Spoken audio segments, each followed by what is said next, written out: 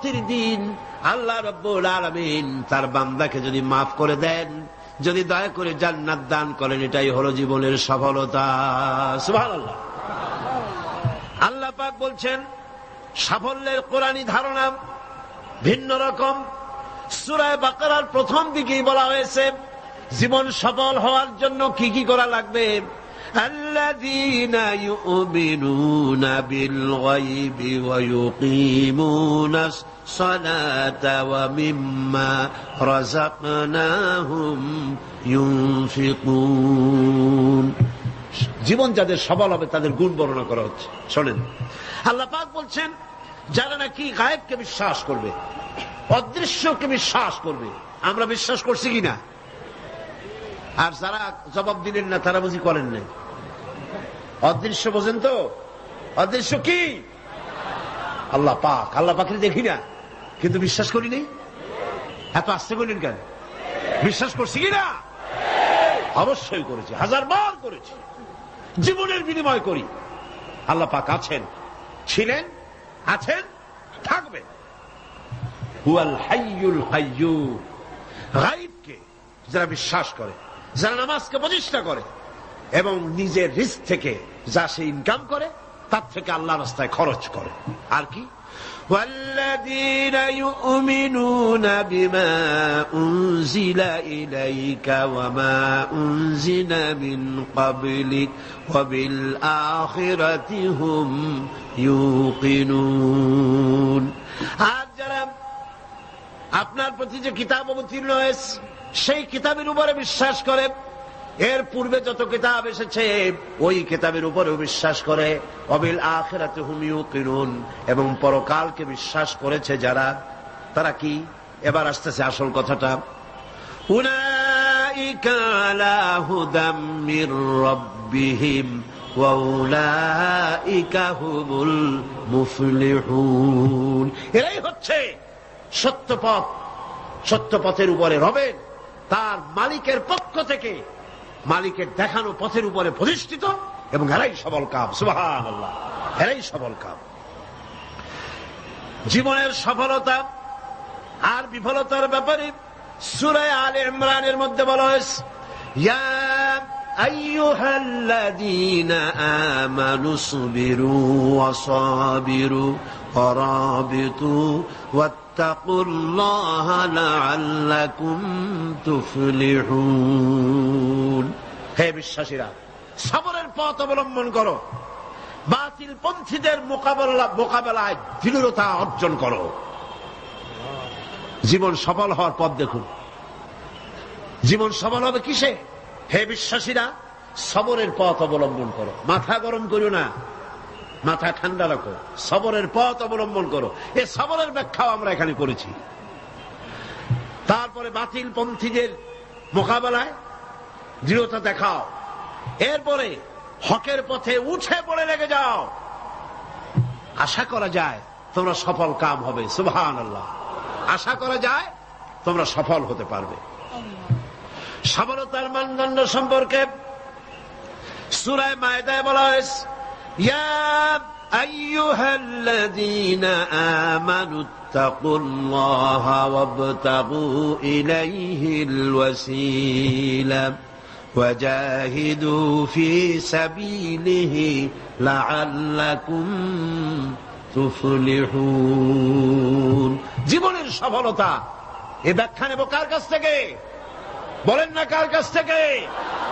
কোটি টাকার মালিক হলে জীবনের সফলতা আসে না। গাড়ি বাড়ি ইন্ডাস্ট্রির মালিক হলে, ক্ষমতায় গেলে জীবনের সফলতা দুনিয়ার চৌহদ্দির ভিতরে সীমাবদ্ধ নয়। ব্যাখ্যা নেব কার কাছ থেকে?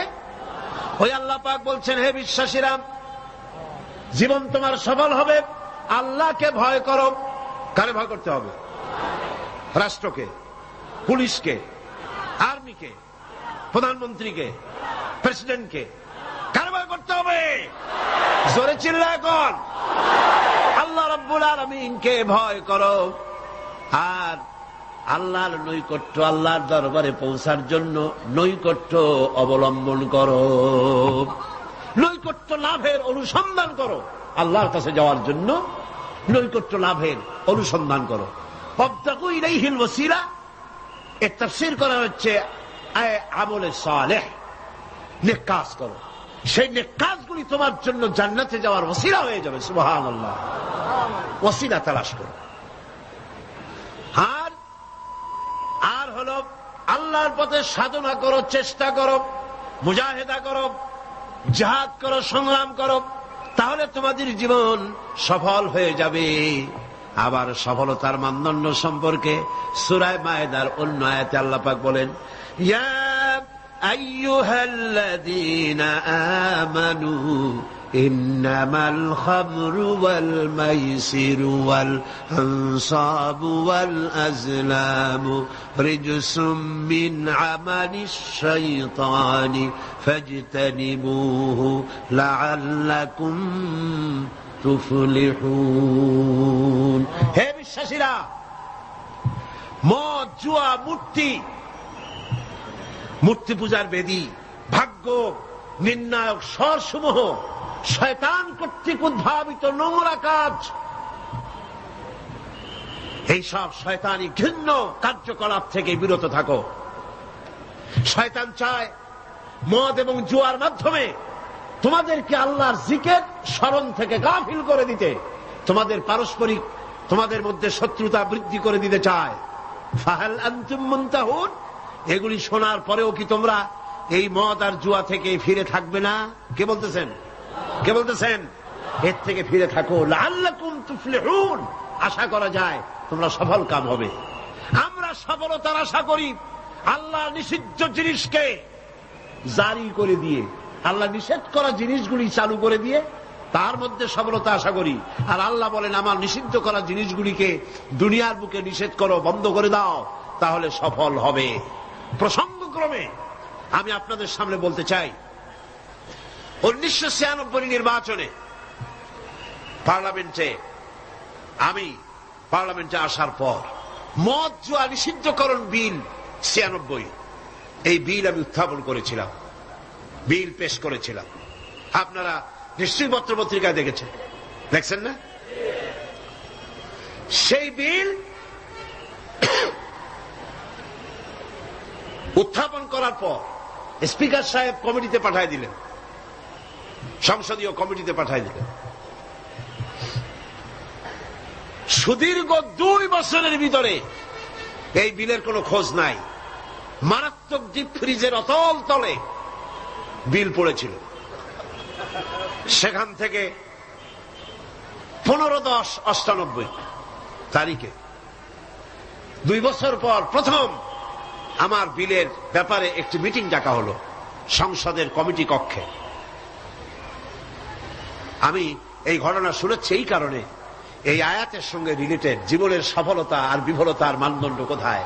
আমরা মনে করি আল্লাহ নিষিদ্ধ করা জিনিসগুলি চালু করলেই জীবনে সফলতা আসবে, আর আল্লাহ কয় আমার নিষিদ্ধ করা জিনিসগুলি রাষ্ট্রীয়ভাবে নিষিদ্ধ করলেই জীবন সফল হবে। মিটিং বসলো, সেই মিটিং অন্তত 50-60 জন লোক আসছেন। কারা এসেছেন? বিভিন্ন মন্ত্রণালয়ের সিনিয়র অফিসার, সচিব, উপসচিব পর্যায়ের লোকেরা এসছেন। এমপি আসছেন কয়েকজন, সরকারি দলের, বিরোধী দলের। আমাকে তো ডেকেছে। আমার মনে হলো, আশান্বিত হলাম, 2 বছর পরে হলেও বিল তো মরে নাই, জিন্দা আছে। এবং আমার মনে হলো যে এতগুলি মুসলমান এখানে, মনে হয় আমার এই বিলের পক্ষেই তারা কথা বলবেন, এটা আমি আশা করলাম। আমাকে যিনি সভাপতিত্ব করছিলেন তিনি আমাকে বললেন, আপনি আগে কথা বলবেন না, সকলের বলা শেষ হবে তারপর আপনি বলবেন। সবটা শুনিয়া বললাম ঠিক আছে। শুরু হলো এই বিলের ব্যাপারে বলা, আলোচনা শুরু হলো। বিলের ব্যাপারে ফাইল তৈরি হয়েছে, এত বড়, আমার কাছে ফাইল আছে। বিভিন্ন মন্ত্রণালয় মদ নিষিদ্ধ করলে, জুয়া নিষেধ করলে এই দেশের কি হবে, এই ব্যাপারে তারা তাদের মন্তব্য দিয়েছে। মন্ত্রণালয়ের মন্তব্য, জাতিসংঘ কি ফতোয়া দিয়েছে তাও আছে, সার্ক এ ব্যাপারে কি ফতোয়া দিয়েছে তাও আছে। এত বড় ফাইল শুরু হলো। প্রথমেই অর্থ মন্ত্রণালয়, সভাপতি সাহেব বললেন আপনি বলেন এই বিলের ব্যাপারে। অর্থ মন্ত্রণালয় বলল, মাননীয় সভাপতি যদি এই বিল কার্যকরী হয়, মদ যদি বন্ধ করে দেওয়া হয়, তাহলে আমার দেশ প্রতি বছর 28 কোটি টাকার রাজস্ব ইনকাম থেকে মাহরুম হয়ে যাবে। স্বাস্থ্য মন্ত্রণালয় বলল মদ যদি না থাকে জনগণের স্বাস্থ্য শেষ।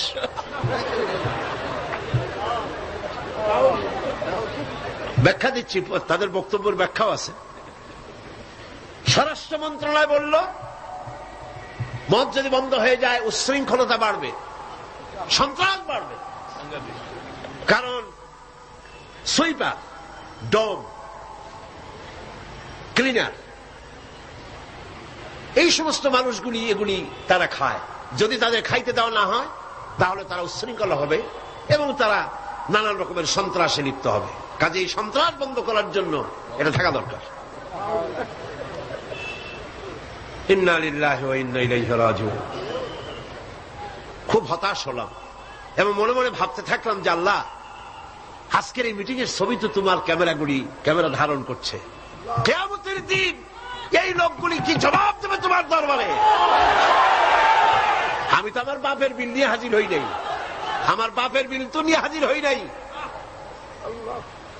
এরপরে পররাষ্ট্র মন্ত্রণালয়ের পক্ষ থেকে বলা হলো আমরা গরিব দেশ। যুক্তি দেখুন, আমরা গরিব দেশ, ডোনাররা আমাদেরকে সাহায্য দেয়, বিদেশি সাহায্যদাতারা, দাতা গোষ্ঠী, তারা আমার দেশে সাহায্য নিয়ে আসে। ওনাদেরকে যদি একটু মদুনা দিতে পারি তো দিলাম কি, একটু মেহমানদারি তো করা উচিত। এই মেহমানদারি না করতে পারলে আমরা তো সর্বনাশ হয়ে যাবে দেশ।